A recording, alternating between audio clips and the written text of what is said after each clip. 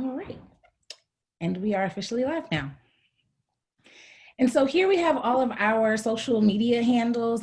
Please, I encourage you, if you would like to just share your learning from tonight on Instagram, Facebook, Twitter, on LinkedIn. But we really want to make sure that we are providing our networks with the opportunity to do this learning and to engage as a community. So please feel free to just tweet out and let people know what you're gaining from us tonight. So our session norms and tools, just a little bit of housekeeping for all of us. I'm sure that all of us have been on our fair share of Zoom calls in the past few months, but just to make sure that we maximize our time together and the experience, I encourage you to please take care of your needs. Like I said before, I know we have dogs, children, all types of things happening in our backgrounds, and it's really important to me that you are able to handle all of your business that's going on outside of this session. So please do that. Join us as you are, and I do ask that you just participate actively. This is a workshop. I in no way intend to just talk at you all for the next hour and a half. I really want us to be able to collaborate and learn from one another and learn from our shared experiences. Just for technological reasons, if you close other tabs and programming, it can make sure that Zoom is optimized and running smoothly. And there's going to be a number of opportunities for you all to contribute to the dialogue tonight. And so the first one is the chat symbol. You'll see that. And when you do that, you just need to go on your toolbar. There is a tab that says chat. You click on that, and then you can go ahead and share your thoughts with us in the chat box. I also encourage you to use the chat if you have a question that comes up and we're not stopping in that moment. Please dump your question in there, and I'll make sure that I stop and come back to it. The breakout symbol, we will go into breakout rooms. So we are a rather small group tonight, and so we probably won't go into more than 2 or 3 breakout rooms at a time, but we will break up just to have a little bit more intimate conversation. The annotate symbol, so when you see that, you will simply just go to the right next to where it says you are viewing my screen. You'll click on the little arrow there, and it will allow you to annotate. And when you do that, you're going to click the text button, and it will allow you to write right onto the slide. And those are the tools that we'll primarily use tonight. We won't have any polls this evening. Any questions about any of our tools? Good stuff. All right, and this is just some basic tech etiquette. Would love to see your faces, but if you need to turn your camera off, that is also totally fine. Also, if for any reason you start to have any signal or connectivity issues, sometimes turning off the camera can help strengthen your signal as well. If you are using headphones, just a reminder to keep the microphone close to your mouth so we can hear you and get as little feedback as possible. Asking that everyone just stays on mute unless you're contributing to the conversation in that moment. If you're on a phone or an iPad, we ask that you just change your name or the iPad name or the phone number to your name so that we can just, engage with one another and call each other by name.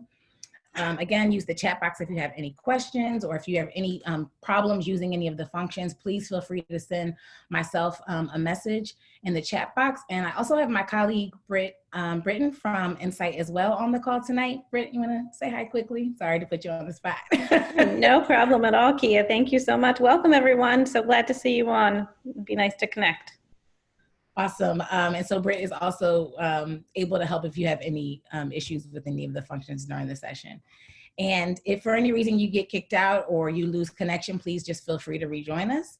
And again, I can't stress enough that your participation is really, really valuable because you all are the ones caring directly for the kids. And we all have had an experience this past spring with what remote learning looked like. And I think those are really valuable experiences that we want to share with each other and learn from.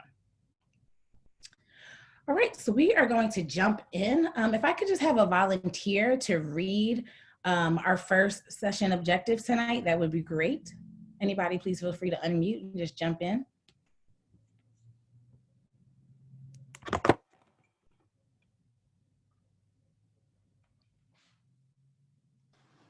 Sure, I'll read. It's explore the role of the home learning coach. Identify specific communication strategies for efficiently supporting your learner.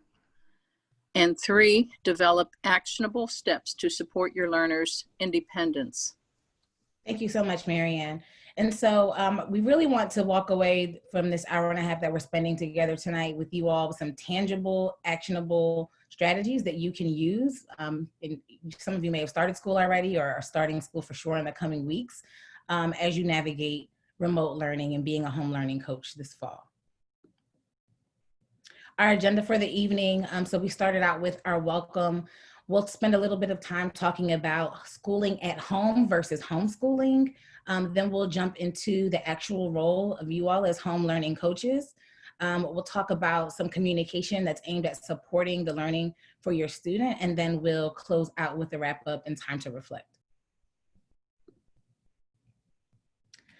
So I saw in your whys, a lot of you are here tonight because you have students of all different ages. I saw some 8th graders, I saw some pre-K, but we want to just take a moment to just get on the same page about our terminology. And a lot of us, I'm sure, are familiar with the phrase homeschooling, but we're going to turn it around for just a moment and look at it as schooling from home. And so as you look at schooling from home versus homeschooling, I'd love if you could just take a moment in the chat and just share with us from your view, how are they different?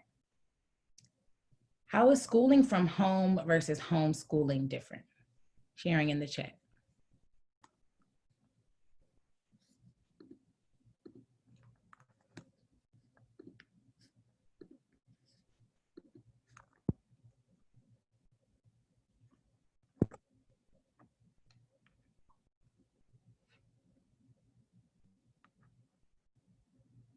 Thank you, Erin. So schooling from home is facilitated by the school and homeschooling is facilitated by the parent. Thank you so much for that.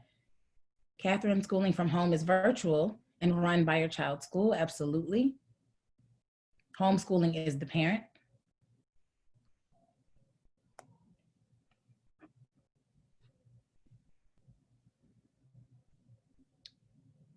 Thank you all for sharing that. And so it is really important, I think, that we just wrap our heads around the difference between the two. And we want to make sure we have a common understanding around the expectations as parents and caregivers during this virtual learning experience. So the primary difference, as you all said, between homeschooling and schooling from home is that in homeschooling, the parent is just that responsible for all of the decisions around what the child's educational programming looks like. So curriculum, the pace of the day, the schedule for the day, the parent has full control over what the student is actually learning. When you're schooling from home, the parent's primary role is to support the child as they learn. And so the school is deciding what the content looks like, what the schedule of the day looks like. And there's just a little bit less autonomy there. Does that make sense for everybody? Awesome. And so if you look here, as we fill it in, you all kind of hit the nail on the head. At homeschool, the parents deciding what will be taught, parents responsible for teaching it, and the parent or caregiver controls the student learning. And then when we look into schooling from home, we have to follow the district and the school's required and recommended curriculum. That work is being completed from home, but the parent or giver is there to support that student learning, not to teach it explicitly. And so what is your role in schooling from home? And so based on our conversation, what would you define your role right now? So we've now talked about the difference between schooling from home and homeschooling, and you all are going to be supporting learners as they are in school at home. What is your role in schooling from home based on the things that we talked about? And you can just take yourself off mute and chime in.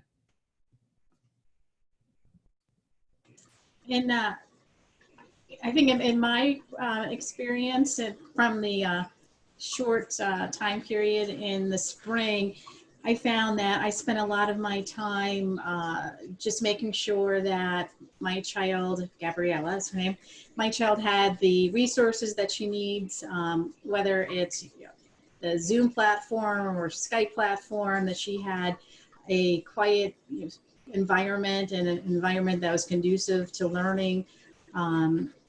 And making sure that she was, I guess, on track, keeping up with what the requirements were. And I didn't have to give her a lot of motivation. She's from an educational standpoint, she's pretty self-motivated. I think she gets that from some of her aunts and uncles. But so it's more just making sure that she was just in the right frame of mind and the right environment. Absolutely. So you were supporting a lot of, just giving her the support that she needed and making sure that she had that structure to be able to complete everything that she needed to complete. And once in a while, of course, having to help with homework, but that's Yeah. how it was even during the regular learning. For sure. And intervening sometimes during those challenging, when she ran into some challenging content, and making sure that she felt, encouraged and supported to tackle some of the more challenging tasks. Any other thoughts around what your role is in schooling from home? I can speak for younger children. I was working with a preschooler who went virtually and a kindergarten who went virtually. And it did feel like a lot of teaching on my end. Mm-hmm. So I think that will be different this year. I think it will be more facilitating and making sure that he understands how to use the computer in the way he needs to. Yes, absolutely. And I appreciate, Catherine, that just that differentiation between what some of our younger learners may need versus what some of our older students are prepared to take responsibility and full ownership over. But I think you both really just touched on a very important thing, and is that we are going to be home learning coaches. And so as a coach, when you think about a traditional coach in the sports world, the coach is not going out onto the court or going out onto the field and playing for the athletes. The coach is there to figure out what that team or what those athletes need in order to perform at their best. And so as the coach, your role is going to be right there side by side with them, absolutely, actively involved, but you are not going to be doing the learning for the students. They have to still continue to manage and do that and own that learning for themselves. So we're going to talk a little bit more about the role of the home learning coach. Take a moment to review what we have here, which are the 7 responsibilities of a home learning coach. In a moment, we're going to go into some breakout rooms and have you discuss how you feel about the roles. We're giving you a lot of responsibility here as home learning coaches. And so we'll unpack these in just a moment, but I'd like to give you about a minute to just read through them on your own.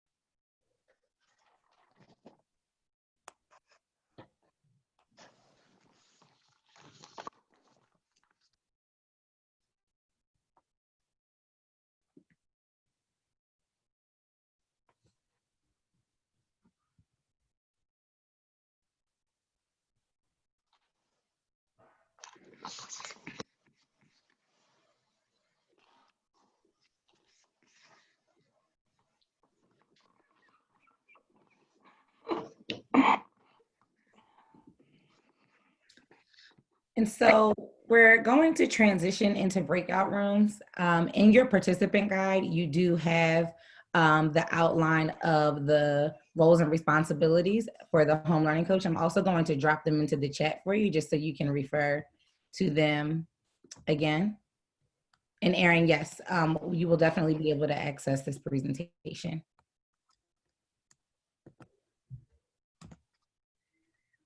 And so I shared each of the 7 roles and responsibilities.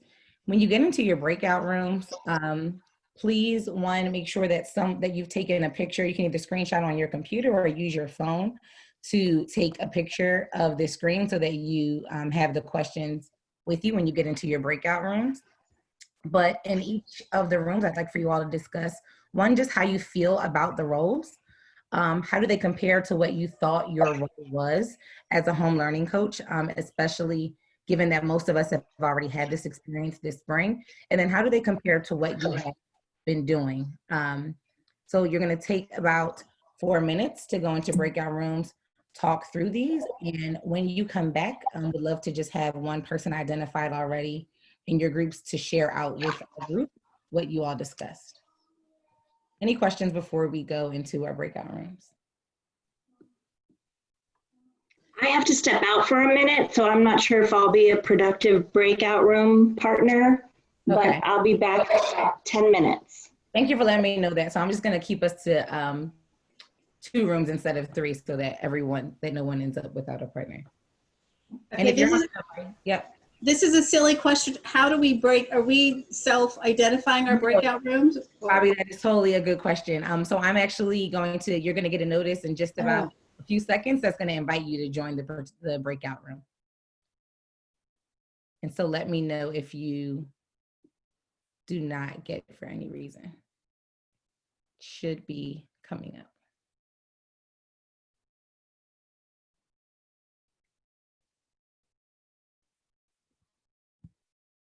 Oh.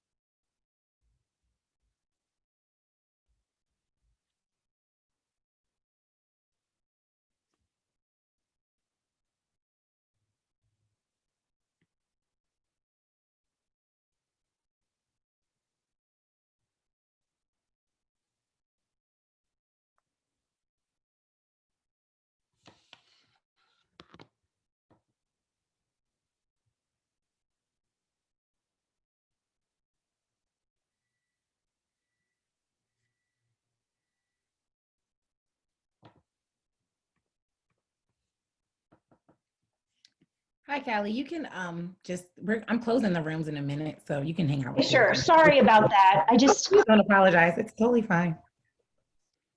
yeah, We were pardon me? Yeah, I was going to say, but just feel free when everyone comes back in. If you have any thoughts around the roles and responsibilities, please, feel free to jump in. Okay, good. Thank you. And how old is your student?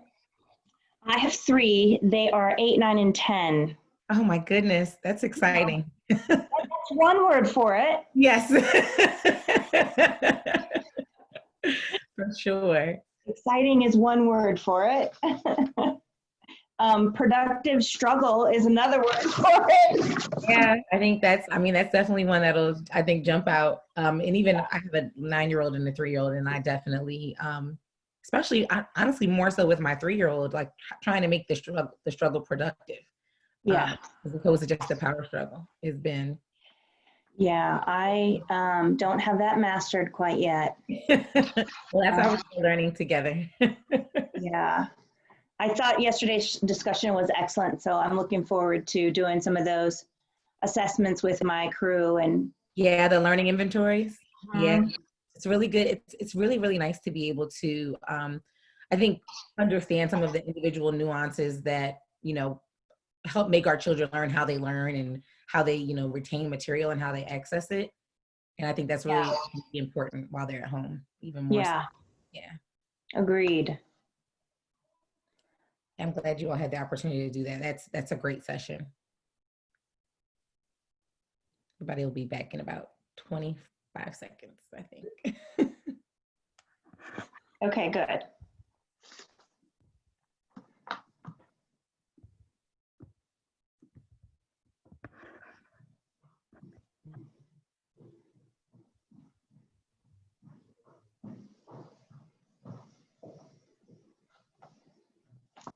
I'm gonna try to bring up the.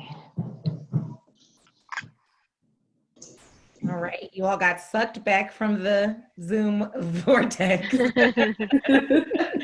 I know you're probably mid-sentence, I'm sorry. So would just love to hear a little bit about what you all discussed, how you're feeling about those roles and responsibilities, what resonated with you, given your past experience. Does anybody want to volunteer to go first? I will. With us, the one thing that we, I think, concluded is the experience was very different depending on the age of your child. The two women that I was talking with, their children were younger, and it involved a lot more engagement, constant engagement, as opposed to my daughter, who's a little bit older. And I think everybody in our group was talking about how it happened so unexpectedly. So that was part of the issue too. So hopefully this year, the schools and the teaching staff will be more prepared, so there will be a smoother process. Yes, absolutely. It was definitely a quick pivot, and none of us really had time to prepare. Any other thoughts? The other breakout room. I think that's us. Yes. So I spoke with Britt and Marianne, and we talked about we were just getting warmed up, but I know. I'm sorry, there's never enough time. Erin. I know, right? Get a bunch of women together, we'll talk all night. I'll just share what I was just saying. I liked the one, number 3, where you can honor productive struggle. And I think Marianne shared this as well. It's just trying to not jump in and help so much and let them figure out the navigation of their learning. I know for me, give them more time before I jump in. Yeah. And Callie and I, we talked here in the main room a little bit about that, about sometimes the struggle in making sure that struggle is productive, and that it doesn't turn into a power struggle, because it's challenging at times. But I think the one thing that that's true for all of the roles and responsibilities is that they do not want to put an emphasis on the teacher the parent or the home learning coach to do all of the teaching and all of the assessing and figuring everything out, that there's really, really a lot of responsibility there on the child, and that the home learning coach needs to be the support. And so I think the one thing as we jump more into the conversation to remember is that as home learning coaches, you all do not have the responsibility for making sure that the child is in fact learning all of the right things and that the curriculum is up to par and that all of the assessments are happening. That responsibility lies on the school, and you are there to actually support what your children are doing at home. And so with that said, we're not going to go into breakout rooms for this, but I encourage you to either use the chat box or just unmute and share. As you reflected on some of the things that you did in the spring, what is something that you think you can let go of? So as you look at those 7 roles and responsibilities, you think about your past experiences, what can you let go of? How are you going to make sure that you are truly keeping your student in the driver's seat and that you are there as a coach?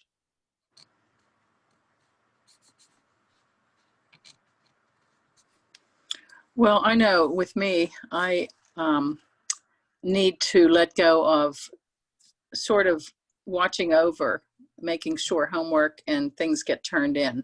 I tended to do that with having just one child And this is the year I think I'm just going to rely on her taking responsibility herself.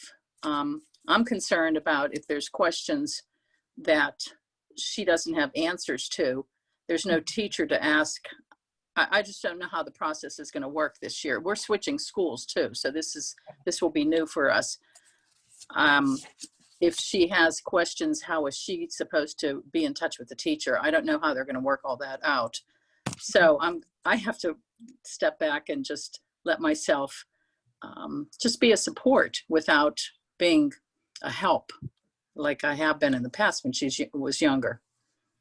Yeah, thank you for that, Marianne. And I really like you acknowledging, and I know it's tough to do, that you actually have to acknowledge that it is your child's responsibility Yep. to make sure that, especially as they get older, I think that the support looks different at different stages for sure. But it's not going to be as helpful as you would want it to be if you handhold and do every single thing, because then at what point are you, fully releasing that responsibility to them as a learner and a student? Catherine, thank you for sharing in the chat. You did a lot of teaching with your kindergartner so you can implement the exploratory aspect to his learning, but you're going to play a role as a facilitator, not as much mom, teacher. And again, I can definitely understand that it's tough with the young ones to sometimes step back and let them do that exploring on their own. But it's really, really important. And I think that the benefits you'll definitely see as they start to step up and take more ownership of their learning as time goes on. Any other thoughts around what you can let go?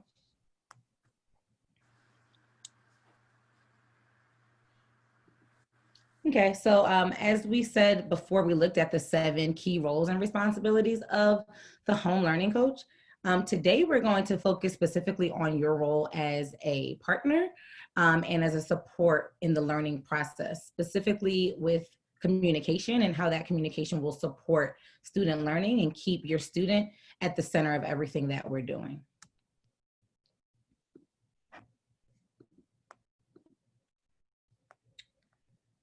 All right, so I'd like for you all to read this quote, and I would encourage you to ask yourselves what it means to you as you are reading this quote.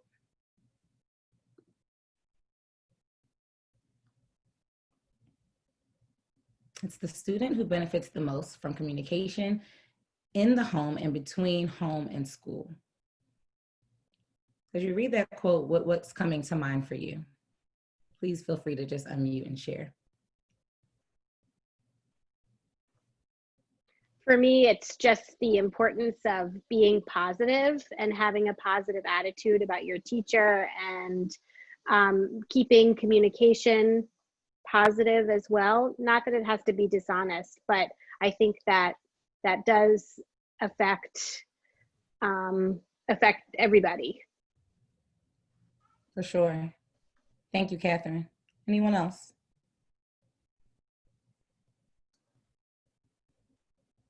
I know for me, it's just making sure they have the channel to talk about it instead of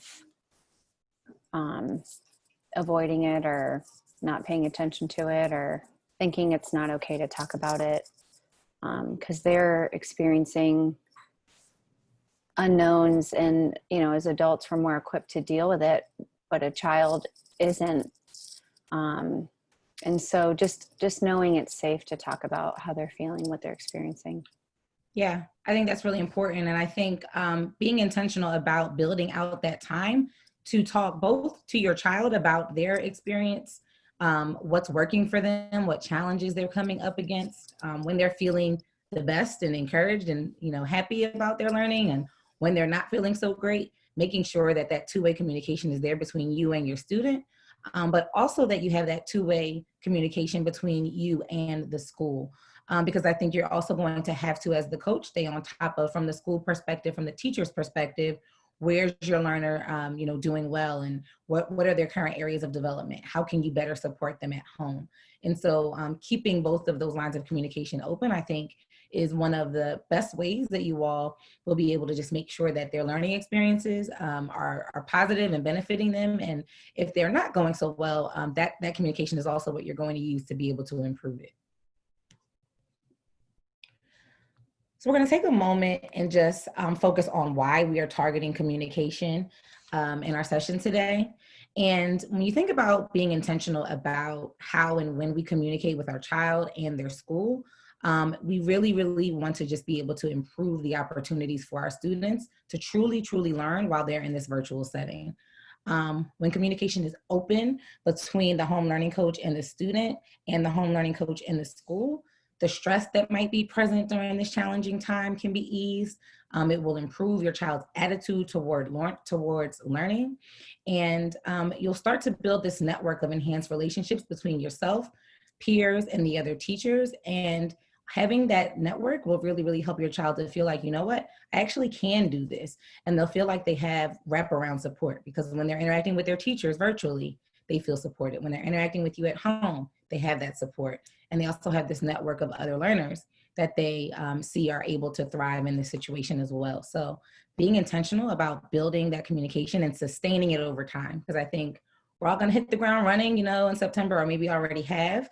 But once we hit February and, it's winter and, we're still in this same situation, perhaps, maybe, it'll start to feel a little daunting. So just thinking about how will you make sure that for the entire duration of this experience, your child is getting the support that they need and that communication is open.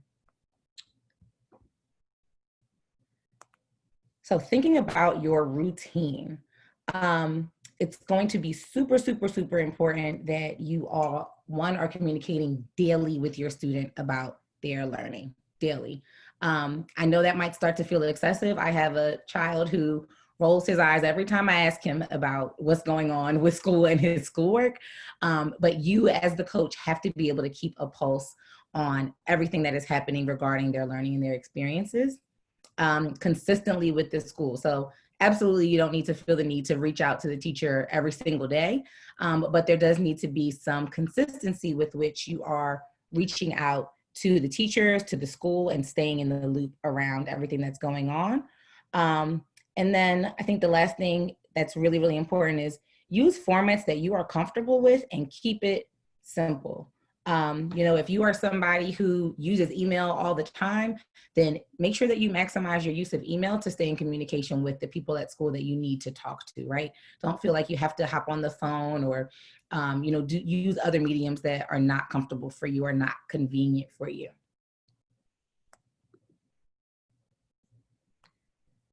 So thinking about your current tools and strategies for communication, how are you all currently communicating with your student around their learning? I'd love for you all to just unmute and share with the group.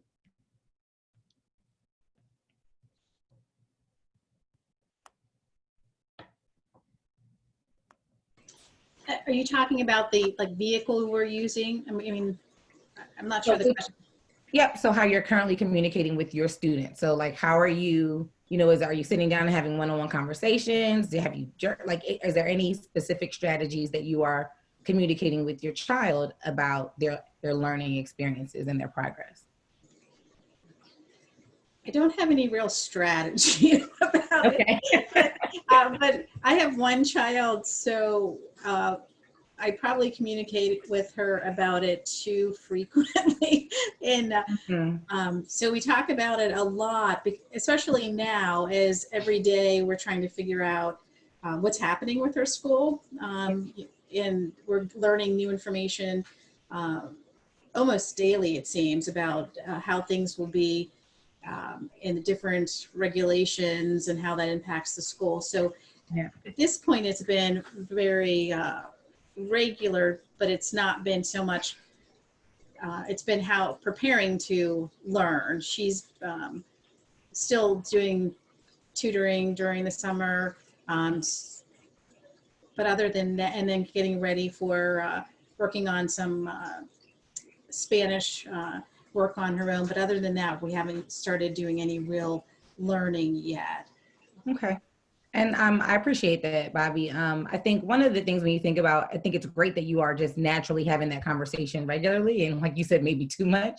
But being intentional about the questions that you're asking during those conversations, I think can really help you all get the information that you need from your students. So even, being intentional about saying, what is working really well for you? What's challenging for you? Do you have any ideas on how we can improve your virtual learning experience at home? Getting them involved in the conversation, I think is really going to go a long way. Can you all think of any other questions that you might ask, or questions that you do ask your students when you're just trying to make sure they're on the best path they can be with this virtual learning?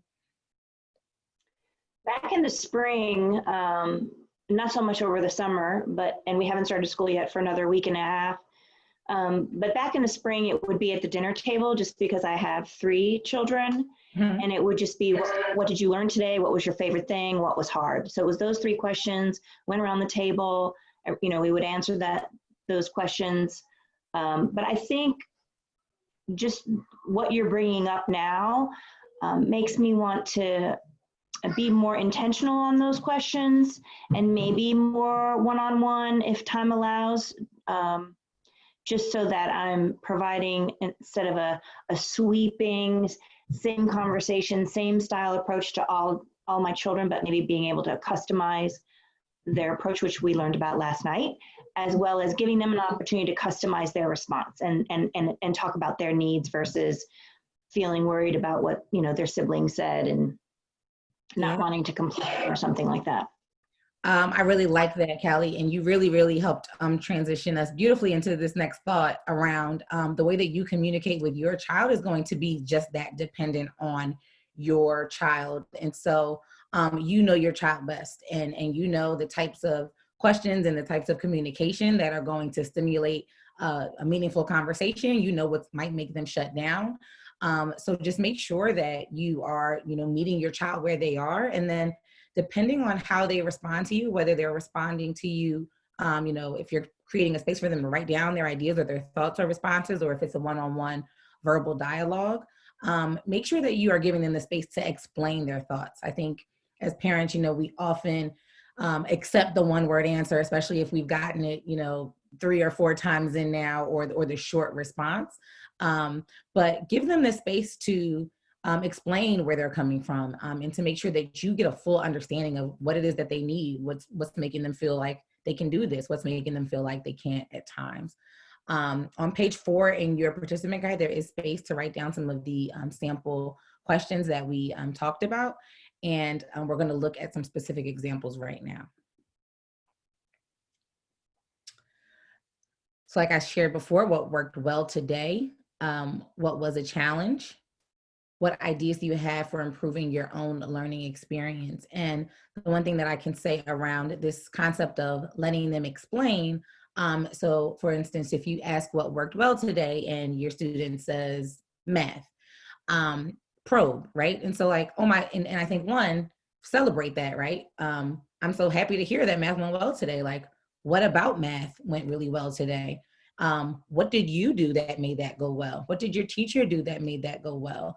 And so I think really digging into the answers that they're giving you, so that you can just walk away with a really clear picture of where they are. And I can say that if you're not having conversations like this right now, it might feel a little awkward, and your child might say like, oh, I feel like you're interviewing me, or they might be hesitant to just really get into it. But if you're making this type of conversation and these questions a part of your habits and a part of how you all as a student and home learning coach pair actually sit down and digest the learning experience, they will get into it, and you'll find yourself on the other side of conversations that have gone really far off because they're so excited to tell you, in great detail about how things are going for them. So I think these are just some sample questions, but also being very, very intentional and thoughtful about how you probe and create the space for them to give you as much detail as they can.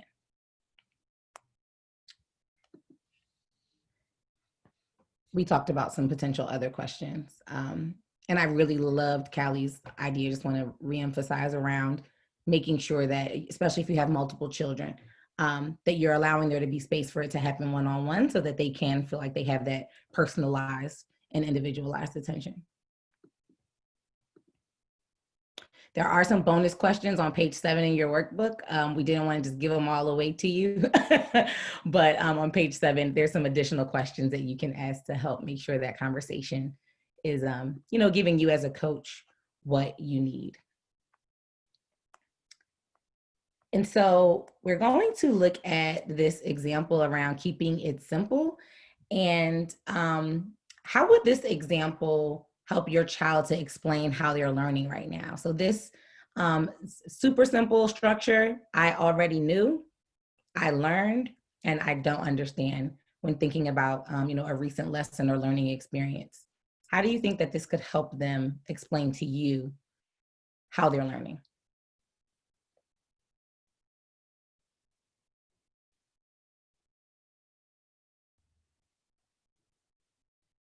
You can put it in the chat or unmute. We're a small group today.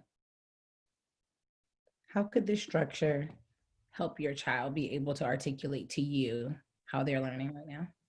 I think it gives them, like, once they've done it a couple times, they will, then it will help them answer it easier, I think, after a couple times or whatever. Like, it gives them kind of like a structure. They know kind of what you're going to ask, and like, it might help them, come up with the answers easier, I guess, if that makes sense. I don't know. Yes, for sure. Thank you, Kara. I appreciate that. And yes, it's predictable, right? And so when our kids can predict certain things, they'll already start. Like if they know my coach is going to be asking me, what I already knew about this topic or what I learned, what new information I learned, and what I still don't understand, they're going to start thinking in that way already and being prepared to share that. So absolutely, Kara. The more you're doing it, the more they're going to be able to utilize these for their advantage. Anything else? The one thing I know with my daughter is it seems easier for her to open up and start talking when she is talking about something that she feels proud about or good about, as opposed, so I like the kind of the chronology of that, instead of starting with like, what's your problem, what don't you understand, that might just make the conversation very short. So I think I like opening up with something that she would be happy to share and positive. And then once she feels in the sharing mood, then get into, the other. And I think it'll put her in a positive frame of mind too, when she gets down to what she doesn't understand. I like that about it.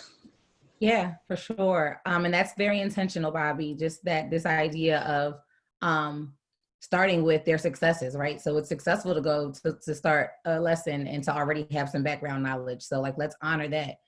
It's always great to figure out what they've already taken away and what they clearly understand. And then ending with, I think for you as the coach, which is going to be one of the most important things, right? Which parts that they don't understand right now. And so as a coach, you're going to want to be very mindful to make sure that you are keeping some type of record around what they don't understand, whether it's you're just jotting it down somewhere that you can easily reference. But you want to keep track of that, because as you are engaging in this consistent communication with the school, you're going to want to have that handy, right? So one, to make sure that there's alignment between what the school is seeing in terms of your child's progress and in their performance, and also what you're seeing at home. But when you are reaching out to figure out how you can best support your student, you'll want to be able to be specific around, my student is struggling with multiplication or two-step problems right now. And so what is the specific way or resource or tool that I can use to coach them with more support in that specific area, so that you're not just saying, kind of reaching out with your hands up, like, I don't know what to do, they're not getting it. Any other thoughts around this structure? I remember with my child, we spent a lot of time in the car because she went to a school that I picked her up a lot of times. And I would say, tell me one good thing that happened to you today. Mm-hmm. And that would get her conversation going about something good and happy. And then the other things come out as to maybe what she's struggling with, but I try to always start it with, tell me something good that happened to you today. Now this year, she's going to be in the house all day going to school. I think we won't have a lapse of time where we're apart from each other. I think because I'll be here too.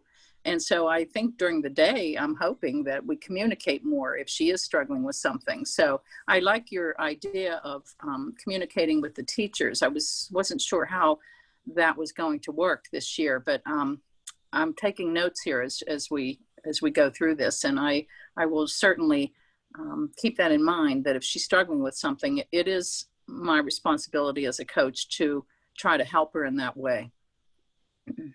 Thank you so much, Marianne. And so we have another example. And so we have some specific questions here. What went well today? What was a challenge? What are you proud of today? What would help you in your learning? And these are written on Post-it notes, and you can actually use these sticky notes and put them in a designated area in your home or in their workspace, and they can respond on, actually write on the Post-it note their response to the question.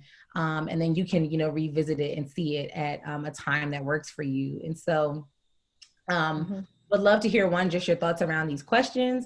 And then how do you think that you could use this sticky note question tool to, one, keep it simple, to encourage that two-way communication between you and your learner, but also make sure that, there's an organized way that you're doing it so that you're able to keep track of what they need from you. These questions could also be replaced with the highs and lows that Erin pointed out, as well as the images to emotions as part of what we did with the smiley faces, but there are other emotions or smiley face or stickers that could be posted as well. So thank you for that, Karen and Catherine and Erin. We're working on penmanship and spelling.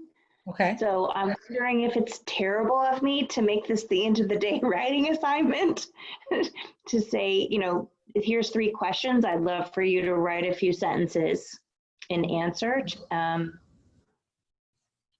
First of all, I think that would be very efficient. And second of all, we could get some spelling and writing practice under our belts and without an additional assignment. And it might be great talking points for dinner time or even for bedtime. Yeah. To follow on if there's something revealed. Yeah. And so then you can take this a step further. And I love Callie's idea around, connecting it to an area of development, right? Like if we're working on penmanship, like make sure that the note you write me is neat and legible. And but save the celebrations, right? So if you're asking questions about like what went well today, or what's a goal that you've accomplished, save those things so that you can you have a visual reminder that's quantifiable around how much progress they've made, or like how many times things have gone well for them during their learning experiences. You can save the challenge Post-it notes, again, to keep track and to document for yourself around, all right, where are they still having some struggles or some issues and need to get help? And one of the things I really like about this is this idea of trashing your challenges. So if you save the challenges and say, all right, here's 2 challenges we had this week. We worked on them. And once your student feels like, this is not a challenge for me anymore, this is not a struggle for me anymore, they can have that kind of celebratory, ceremonious throwing it, balling it up and throwing it in the trash because we've overcome that.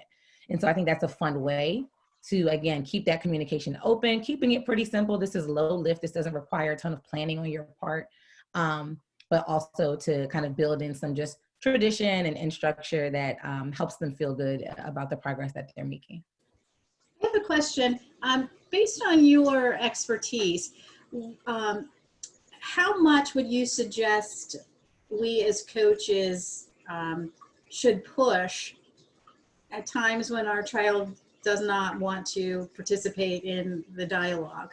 Is that something, because I have a tendency to kind of push my daughter. Should we just at times say, okay, if you don't feel like talking about it or writing now, that's fine? Or do you think it is something that we should push so it becomes a habit of theirs?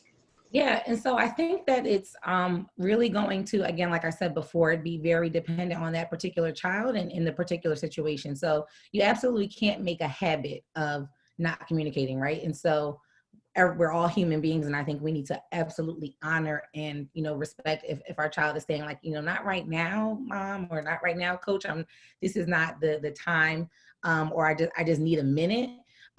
But what you don't want to get into is a habit where you are not communicating, where they're shutting down frequently, and then you're not able to have that dialogue and communication. So I think what you would need to do in that case is really figure out for them what works best. And so like, I totally validate how they're feeling. I hear you. I understand that, this is an overwhelming experience, and you might not always want to dig into it in the way that I want to, but I want to be able to support you. So how much do you what are the certain times that you think will work well for us to connect? Or what are the ways, like I said before, involving them in creating what that structure looks like for you too, I think will be helpful. If it's all one-sided and it feels like it's being forced on them, then you may get some more resistance. But if you're starting out the year by saying, all right, it's important to me that we're talking throughout this process, but I want to know what works well for you and what your ideas are around how we might, here's some of my ideas, what are your ideas around how we communicate? And so that they're just, an active contributor to how you all are structuring the conversations. I hope that was helpful. I know I didn't give like a specific yes or no. No, very helpful. Yeah, Okay. very helpful. It's also a way you can build in brain breaks throughout the day. So for some students, it's hard for them at the end of the day to reflect on their entire day. So it can be find a post-it at this break, find a post-it that if there's something that happened that you were proud of or something that was a challenging. So is there something that you can complete one of the post-its or go to one of the places in the house at the different points of the day? The real power is in the self-reflection and then the opportunities for follow-up dialogue. Absolutely. Thank you for that, Britt. Sure. And so we have just one more example. Plus is what went well during the day in the lesson, and minus is what did not go well. And so just think about some of the other ways that you could ask your student about their learning experience for that day. You're literally just having them think about it in a very, two-part structure. What went really well today? What did not go really well today? What would you change? This is also on page 5 in your participant guide. Are there some ways you think you could use this structure? Maybe for our kids who are not as, eager to sit down and have a long talk, or are gonna, throw all our Post-its in the trash can and not write anything back on them. And this could be in the construct of, again, oral conversation and dialogue, journaling, but just having them think about it. Almost black and white. What did you enjoy today? What went well? What didn't you?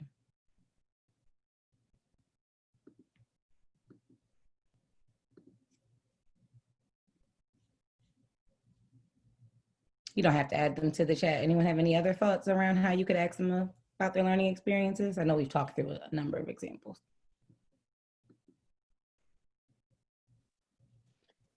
I loved in the structuring your work environment.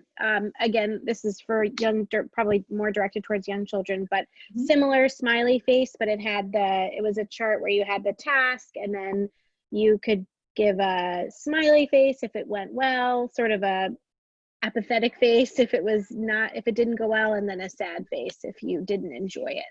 And I thought that was really that would be helpful for my son in particular. Absolutely. Thank you. Yes. And especially I think the visual representation is helpful for our younger students. Yes.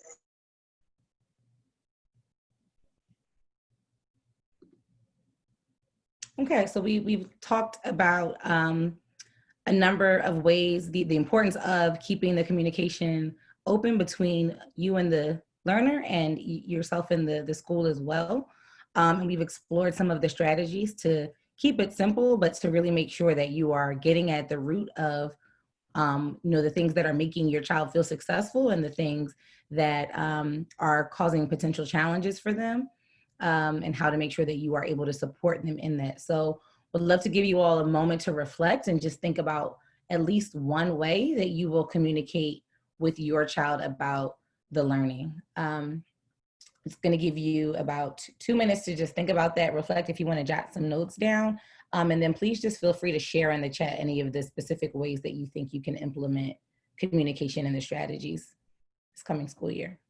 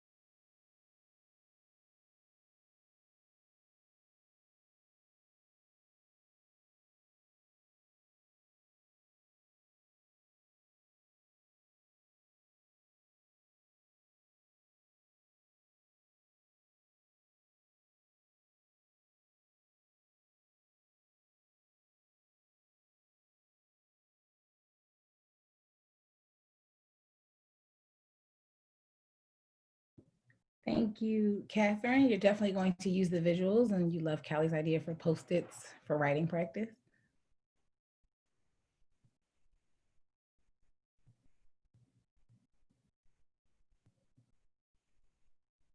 Any other specific ways you all will ensure that you are communicating with your child? Thank you, Kara. The visuals and the highs and lows.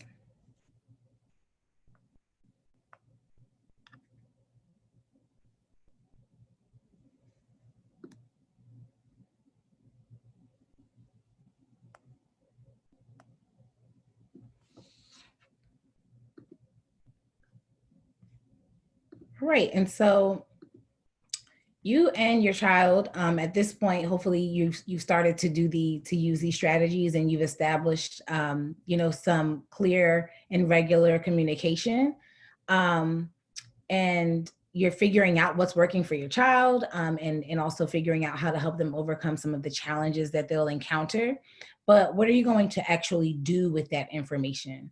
And so when you think about what you should do with your students' celebrations and their questions and their challenges, you really want to make sure that you're using all of the information that you're collecting as the basis for your communication with the teacher and the school, as we discussed. And so when you are seeing that your child is being successful, and that they are overcoming some specific challenges, you want to make sure that you are specific about, here's my child's areas of strength.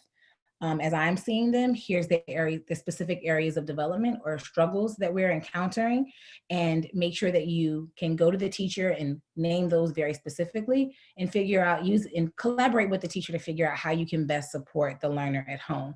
I can't stress enough the importance of being specific. From my own personal experience in the fall, some of the challenges that my son was having, I was sending quick emails to the teacher to try to figure out, like, what can I do to better support him during the literacy block?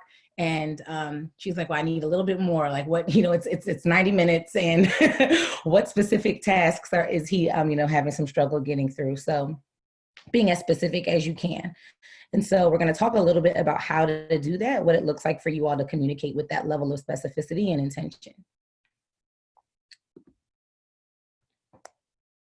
So here we have a learning log, which is a really, really good way to capture what is working for your student, and to, again, keep track of those challenges and questions as they arise during the learning.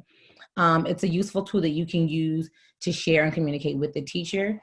And you should really, like I said before, think about what makes sense for you as far as communication, and that you are communicating in a way that's comfortable for you. So if you are keeping track of this document, you have it, saved on your Google Drive or in your email, and you want to just actually attach this to an email and send your thoughts to the teacher, that would work great. If you're more comfortable with having a phone conversation and just using this for your notes, that works well as too.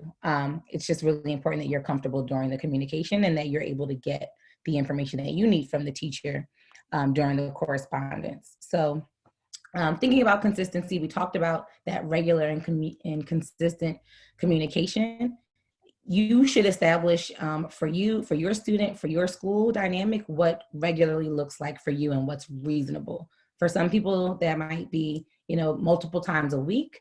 For certain learners in certain situations, you may not need to communicate as frequently, but you want to make sure that whenever you are in communication, that you do have very, very specific detail around what your child needs and how they're progressing so far. So there's an example of this workbook on page 6 in your participant guide. And you see it's very simply broken down into what the specific assignments are, what they learned as they were completing the assignment, and what questions still exist as they were completing the assignment. And you may want to replicate this across multiple content areas, or those are just some ideas for implementation. Any questions about the home to school communication and the weekly learning log?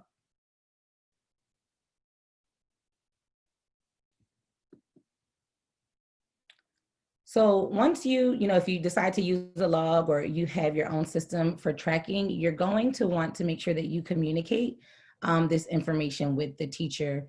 And again, we're keeping it simple, the same way that we were very intentional about making sure our conversations with our student are simple. we want to make sure that our communication with the school is simple as well. And so communicate routinely and do it in a way that works for you. And we have some example language that you could use here. You can just take a moment to review that language. But again, it's super simple, straight to the point, and really focused on getting to the heart of what your student needs. Thank you, Marianne.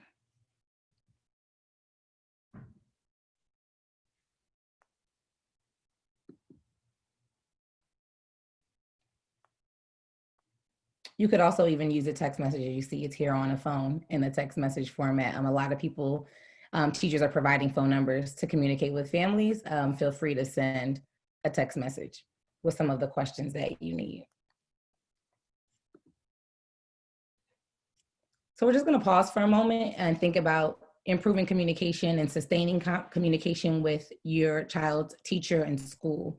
And so what's one specific step that you plan to take to make sure that you're communicating regularly with the teacher so that you can make sure you have all that you need to be the best coach that you can?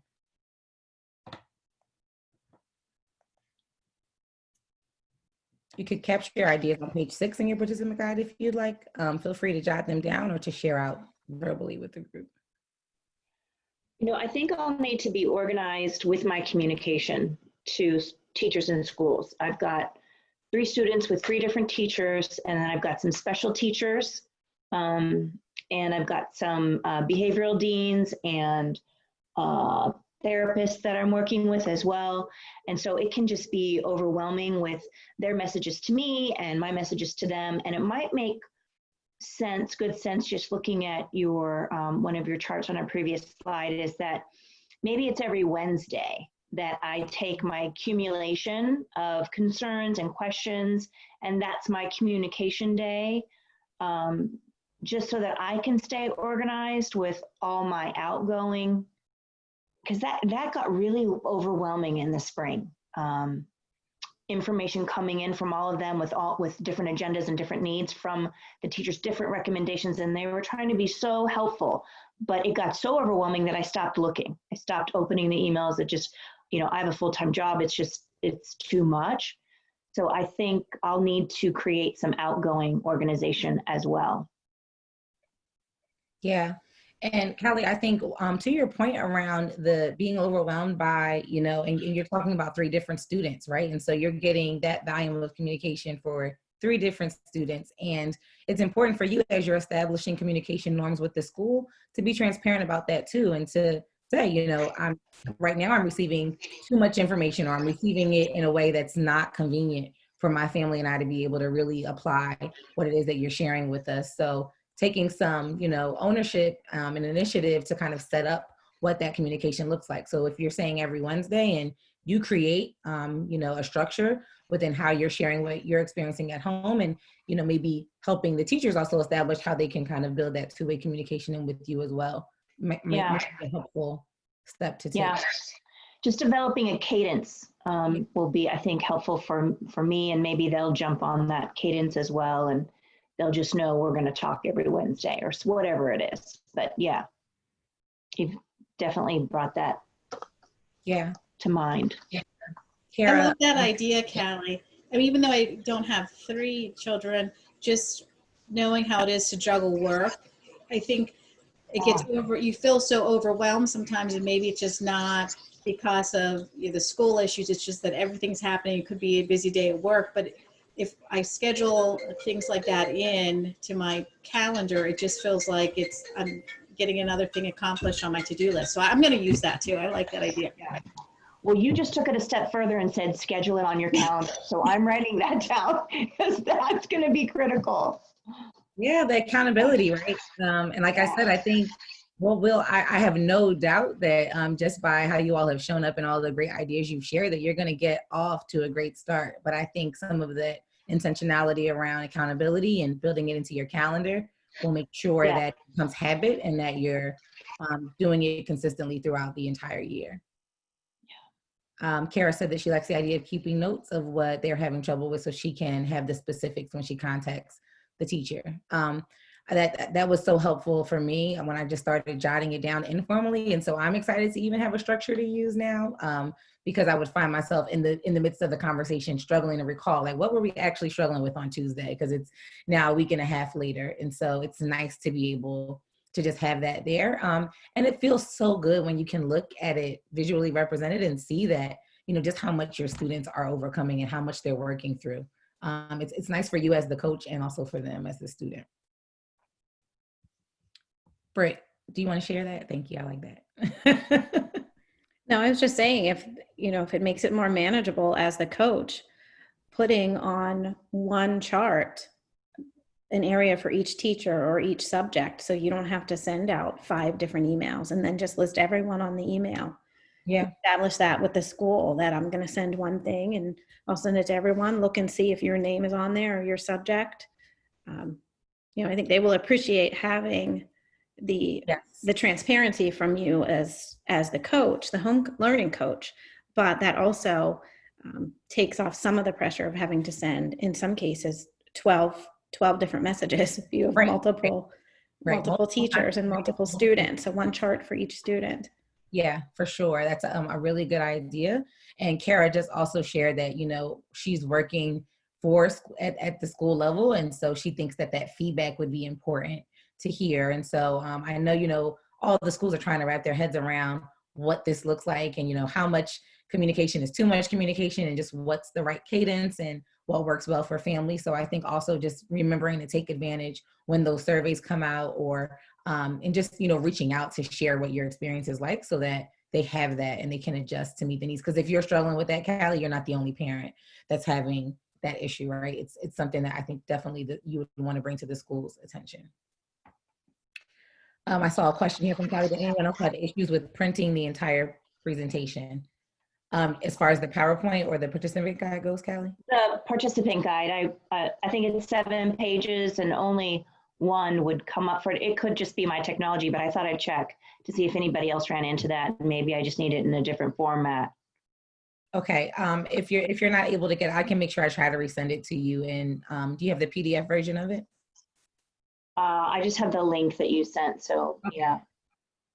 Okay. We'll make sure. I'll check on my end, Callie, and I'll send that out to you directly. Okay, perfect. Thank you. Thanks. Of course.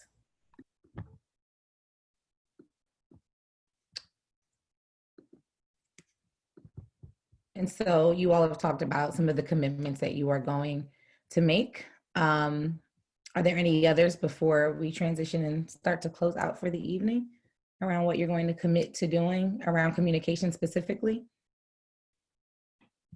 I think you all had some really great ideas. And so now we're just going to revisit our objectives.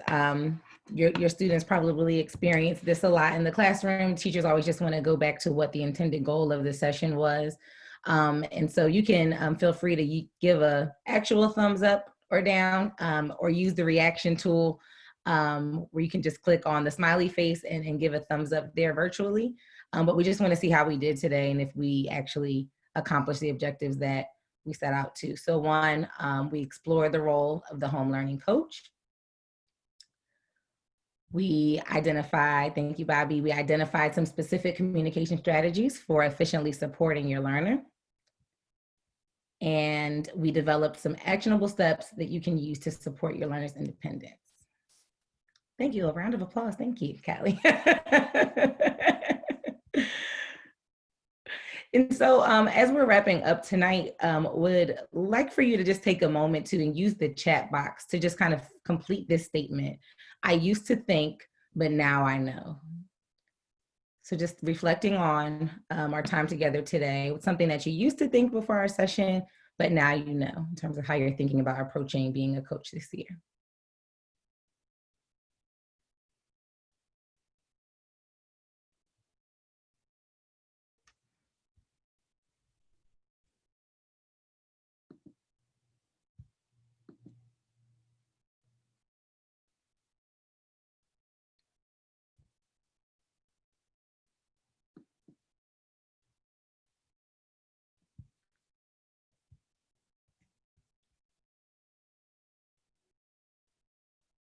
I used to think I was much more responsible for teaching, but now I know I am the facilitator.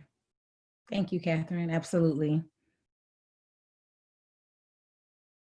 An active supporter, absolutely, but you want to keep your student in the driver's seat for sure.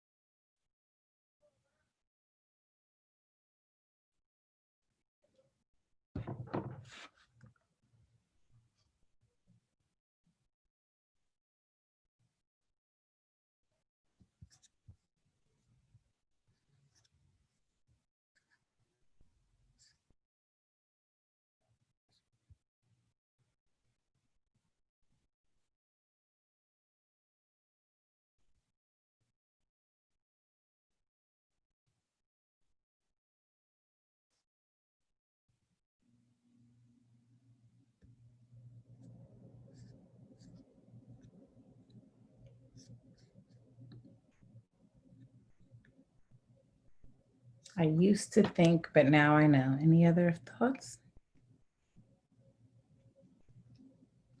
This is a judgment-free zone. Absolutely. Yes, Callie, it's a safe space for sure. Thank you. You need help with home learning. You must be more intentional about preparation, communication, and reflection. You will do well, and treat this like a paid project. It's a good investment. It'll come back to you when they're older, for sure. Yeah. I used to think there was less need for me to be extremely intentional with my communications with my daughter as we regularly talk and discuss school issues regarding her learning. But now I realize I need to be more intentional with the types of questions I am asking and the timing of those questions, et cetera. Awesome, Bobby. Thank you so much. Yeah, and it is important. And I think to also separate those conversations, right? Y'all, if you all are close and you're talking regularly, but you want to make sure that you're creating that intentional time around how you're talking about and unpacking the learning experiences. Oh, no worries, Kara, thank you. Thank you all so much for those thoughts. I know some of you have already joined some of the other sessions, but if you have not yet had an opportunity, there are 3 other sessions in this home learning coach series. The next one is the structuring the learning environment, followed by motivating your learner and asking the right questions. And so you will receive a link that has that will allow you to access a survey and potentially register for additional sessions if you're interested. You could also access the QR code on the screen by going to the camera setting on your phone and just scanning the QR code. It will take you right to the registration.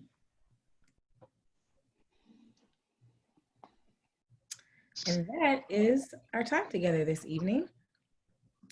Thank you. Thank you all so much. I really, really enjoyed talking. Thank you so much. You all were awesome. Good luck to you. Thank you. Thank you so much. And good luck to all of you this school year as well. I'm excited for your students because they're very fortunate to have you, to have people working so hard for them. You're a phenomenal presenter. Good job. Thank you. Thank you very much. I'm still getting, I love people. And so I have been presenting in schools in front of people for a long time, but I'm still getting the hang of this virtual thing. No, you were able to be very engaging, even by Zoom. Very good. I really appreciate that. Thank you so much. Yes, thank you. This was great. Have a nice night. Awesome. Have a great night. And hopefully I'll see you all in some other session. Bye. Thank you, everyone. Nice to see you. Bye, everyone. Thanks, Hep. Love you. Love you. Thank you so much, Britt. No, thank you. That was great. I hope me being on wasn't no, it wasn't distracting. No, I actually I'm still I hate Zoom and having to do the slideshow and do I hate having to do all the things. So thank you, because you caught some stuff in the chat that I missed. So no, I think no matter how big the group is, it's so much easier when you're facilitating a group to have 2 people when you're doing the session. If you were doing a PLC, that's different, but a PD like this, and And imagine when the groups are up to 30, like it does make a difference. And especially these are people, most likely there are going to be a lot of people who are not used to, this is one of the things Bethany and I talked about yesterday. Not everybody's going to be comfortable with sharing or feeling like they're experts in education or in anything else. So I think being able to kind of draw some things out to reinforce when somebody talks. If there are 8 people who send a chat and it's the first time, you don't have time to notice that it's the first time that somebody chatted 15 minutes in. So to be able to reinforce that, I think it's even more essential than when it's with teachers. Yeah. Right now for this population, so that they feel more comfortable and start to build that PLC with coaches. Home learning coaches. So no, thank you for not minding me jumping in. That was great. Those were my sisters. They're so great. They're so great. And they're both so, they take this so seriously. So they didn't join to support Insight. I mean, like that wasn't their sole reason. They were like, really, they were. You can tell. It's like, I'm here because I'm trying to make sure this goes as well. Right. And Marianne is one of my sister's friends. So thank you so much. I hope that you didn't mind me joining. Seriously, it was really nice to have you here. So Are you doing any other sessions today? No, I mean, this week. Sorry, not today. No, I actually got off. My mom's getting her gallbladder removed. Goodness, your family, you all have been back to back. Thank the Lord you're so close, because you've been back to back. I know this is all being recorded right now. Yeah. But Bethany will. Hi, Bethany. Bethany will clip it. She'll clip it.